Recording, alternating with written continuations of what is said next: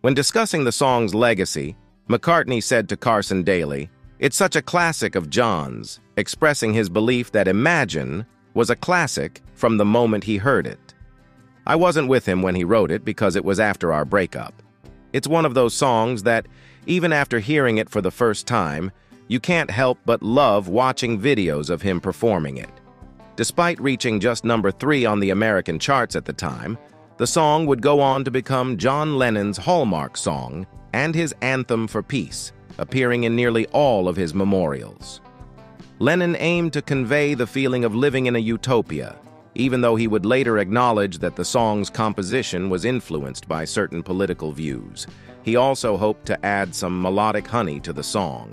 Even though the Lennon-McCartney collaboration had already broken down, Macca believed that the song's legacy had elevated it above the status of a conventional hit, saying, "It's an anthem I think anyone can relate to, and it sums a lot of things up.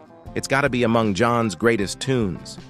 When John Lennon and Paul McCartney split up in the late 1960s, things usually didn't go well.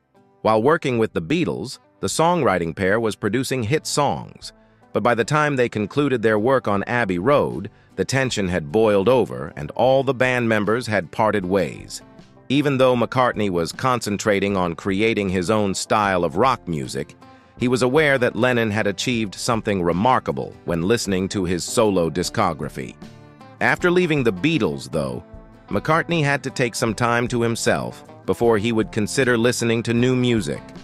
Rather than being upbeat as usual, McCartney was devastated by the band's breakup, but was persuaded to continue by his wife Linda. Using tapes he had laying around from the band's last days, he recorded his first solo album. After that, McCartney worked on a number of projects that were more in line with the current indie music movement. Before putting Wings together, he collaborated with Linda on albums like Ram. After receiving primal therapy, Lennon was experiencing emotional torment while McCartney was managing to get out of his funk.